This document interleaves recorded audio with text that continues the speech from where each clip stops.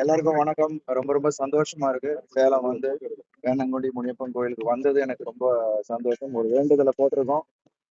Christmas 25ஆம் தேதி ரெட்டத்தலை release ஆகுது. So அதுக்கான ப்ரமோஷன்ஸுக்காக தான் இங்க வந்தோம்.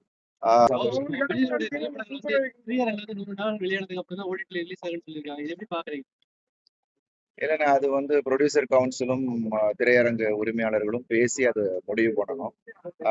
ஏன்னா அவ்வளோ நாள் வந்து திரையரங்குல படம் இருக்கா என்னன்னு தெரியல. ஏன்னா இப்போ வந்து ரொம்ப ஒரு 2 வீக்ஸ் தான் வந்து கேப் வருது. ஏன்னா அவ்வளோ திரைப்படங்கள் வந்துகிட்டே இருக்கு.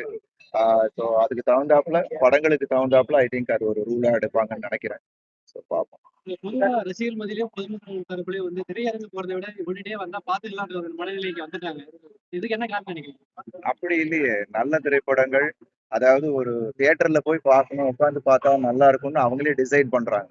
ஸோ அந்த ஒரு இயக்குனராகவும் ஒரு நடிகனாகவும் எங்களுக்கும் அந்த பொறுப்பு இருக்கு. ஏன்னா அது ஒரு திரையரங்குல வந்து பார்க்கக்கூடிய படமா அது ஒரு ஒரு பிரம்மாண்டமா நம்ம எடுக்க வேண்டியது நம்மளோட பொறுப்பா இருக்கு. ஸோ எல்லா கிராஃப்ட்ஸும் அதுக்கான உழைப்பை தான் நம்ம கொடுத்துக்கிட்டு இருக்கோம். ஸோ அதுக்காக தியேட்டர் ஆடியன்ஸ் இருந்துகிட்டு தான் இருக்காங்க. நல்ல படங்களுக்கு அவங்க வந்து வரவேற்பு கொடுத்துருக்காங்க. தொடர்ந்து பல மொழிகள் நடிச்சிட்டு இருக்கீங்க. எந்த மொழிகள்ல வந்து நடிக்கிறது உங்களுக்கு பிடிச்சிருக்கும்? தமிழ் தான் நம்மளோட பிரதான மொழி.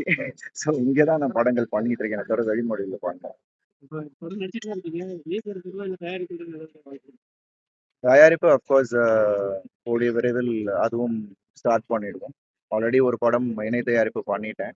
ஸோ அண்ட் எங்களோட ப்ரொடக்ஷன்லேயே சின்னம்ன்ற ஒரு படம் பண்ணோம். ஸோ தொடர்ந்து அது நடக்கும். விஜயோடைய அரசியல் பயணத்தை நீங்க பாத்துட்டு இருக்கீங்க. அவருக்கு உங்க தரப்புல இருந்து ஆதரவு எந்த அளவுக்கு? என்னுடைய வாழ்த்துக்கள் ரொம்ப ஏன்னா அவர் ஒரு முடிவெடுத்து இந்த இந்த விஷயத்துக்கு வந்திருக்காரு.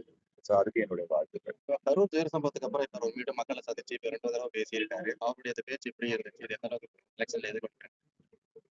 இல்ல மக்கள் அதுக்கான ஆதரவை கொடுத்துட்டு இருக்காங்க. ஸோ அது ஐ திங்க் எனக்கும் அது ஸ்ட்ராங்கா தான் பட்டுச்சு. ஸோ ஐ திங்க் அவரோட பயணம் பயணத்துக்கு என்னுடைய வாழ்த்துக்கள் தான்.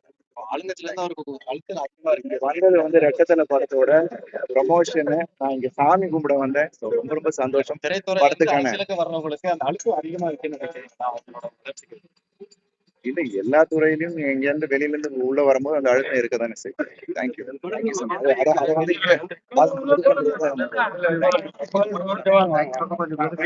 கொஞ்சம் கேப்